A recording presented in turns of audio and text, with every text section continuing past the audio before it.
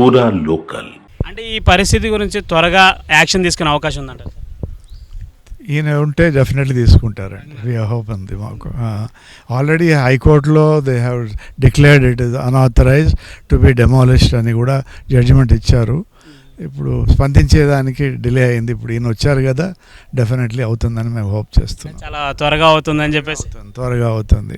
ఇప్పుడు రంగనాథ్ గారి మీద కూడా చాలా మందికి ఇప్పుడు పొలిటీషియన్స్ కానీ చాలా మంది ఎగ్నెస్ట్గా మాట్లాడటం కానీ, అంటే వాళ్ళకి సంబంధించిన బిల్డింగ్స్ ఏమైనా ఉన్నాయో మేబీ వాటి గురించి వల్ల రంగనాథ్ గారి మీద ప్రెషర్ పెడుతున్నారు, ఈ హైడ్రా అనేది ఆపేయాలని చెప్పేసి అన్నారు. ఒకవేళ ఇట్లాంటిదే జరిగితే ఆపే అవకాశాలు ఏమైనా ఉంటారా?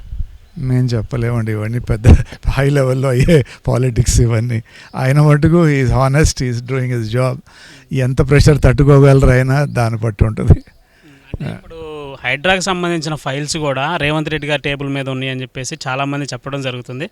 రేపటి రోజున రానున్న రోజుల్లో ఈ అధికారుల ప్రెషర్ వల్ల ఆపే అవకాశాలు ఉన్నాయని చెప్పేసి కొన్ని వార్తలు అయితే వస్తున్నాయి. అందులో వాస్తవం ఉందంటారా? ఎప్పుడు అలాగే జరుగుతుంది.